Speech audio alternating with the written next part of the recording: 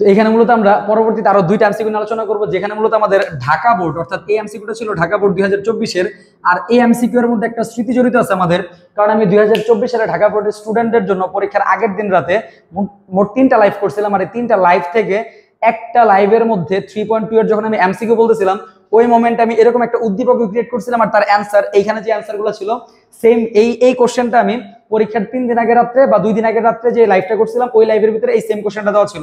এই কোশ্চেনটা গুরুত্বপূর্ণ, এই টাইপের কোশ্চেনগুলো আসবে পরীক্ষায় অন্যান্য সকল বোর্ডে চলে। যেমন আমরা যদি খেয়াল করি 1 নাম্বার যে গেটটা বলছে যে আর এর মান কত, আর এর মান যদি আমরা চেক করতে চাই আর এর মানের জন্য আমরা কিভাবে বের করতে পারি, প্রথমে যদি খেয়াল করি এটা হচ্ছে কোন গেট, নট গেট। নট গেটে কি ইনপুট করা হয়েছে এ, তাহলে আউটপুট কি পাওয়া যাবে এ বার, কারণ এর কাজ হচ্ছে পূরক করা। এটার নাম কি বলছে এন্ড গেট, তাহলে এন্ড এর কাজ কি করা, মূলত গুণ করা। তাহলে ঢুকছে কে এ আর বি, তাহলে আউটপুট কি পাওয়া যাবে এ ইনটু বি, এন্ড এর কাজ কি করা, গুণ করা। এবার যদি খেয়াল করি এখানে আর এর জন্য বা এই যে গেটটা সেটার নাম কি অর গেট। অর গেটের ভিতরে ঢুকছে কে এবার প্লাস বাকি আসবে কি এবি, অর মানে জানি আমরা যোগ করা। এবার যদি খেয়াল করি এইটা দেখো তোমার অপশনের মধ্যে নাই, এবার গেছে একটা ধরা স্যার এখানে তো কম অনুযায়ী না, মৌলিক উপপাদ্য অ্যাপ্লাই করা যায় না, কিচ্ছু করা যায় না, বাট এখানে একটা কাজ করা যায়, দ্যাটস কল্ড বিভাজন উপপাদ্য অ্যাপ্লাই করা যায়। বিভাজন উপপাদ্য মানে কি, আমরা কিছুক্ষণ আগে পড়ছিলাম যে a প্লাস বি সি সমান সমান আমরা কি বলতে পারি a plus B into a plus C.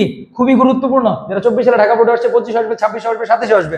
যেমন আমরা যদি খেয়াল করি এখানে এটা যদি এ বলে, এটা যদি বি বলে, এটা যদি সি বলে, তাহলে আউটপুট কি আসবে আমাদের এখানে এই উপপাদ্য অ্যাপ্লাই করলে কি আসবে এ বার প্লাস এ ইন্টু এ বার প্লাস বি।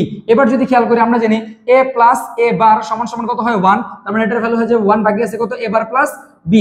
এবার 1 এর সাথে এটা গুণ করলে কত পাওয়া যায় A bar plus B. Your answer was A bar plus B, খ নাম্বার, যেটা ছিল আমাদের ঢাকা বোর্ড 2024 এর এমসিকিউ। এন্ড এরপর যদি দেখি আমি এই এমসিকিউটা আমার দুইজন স্টুডেন্ট গুণধর স্টুডেন্টকে জিজ্ঞেস করছিলাম, তাদের অ্যানসার ছিল হচ্ছে ক নাম্বার, ওটা অ্যানসার হচ্ছে কত খ নাম্বার। যদি খেয়াল করি এটা হচ্ছে অ্যানসার খ। এবার প্রশ্ন বলছে যদি মানে উদ্দীপকের y সমান সমান 0 হবে যখন, অর্থাৎ y এর মান এই যে সরি y না তো এটা আমি ধরছি আর, আবার যাই হোক আর এর মান কি বলছে 0 হবে। তো আর এর মানটা আমরা কত পেয়েছি আর ইকুয়াল টু পেয়েছি a বার প্লাস b।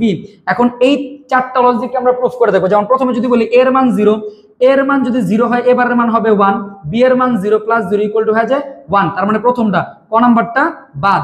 এরপর যদি খ নাম্বার চিন্তা করি এর মান 0, তাহলে এর মান 0 থাকলে এ বারের মান কত হবে 1 প্লাস বি এর মান 1, এক আর এক যোগ করলে 1, তাহলে খ নাম্বার এইটাও ক্রস। গ নাম্বার আমাদের কত আছে 1 আর 0, তাহলে এর মান যদি হয় 1, তাহলে এটার যদি এর মান যদি হয় 1, তাহলে এ বারের মান কত হবে 0 প্লাস বি এর মান কত 0, যোগ করলে কত আসে 0, তাহলে কত নাম্বারের সাথে অ্যানসার মিলতেছে উদ্দীপকের আর এর মান 0 হইতে কত লাগবে গ।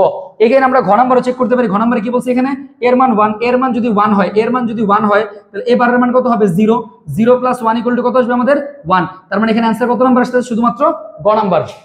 আশা করি সবাই বুঝতে পারছো, না বুঝলে আবার রিক্যাপ করে দেখো।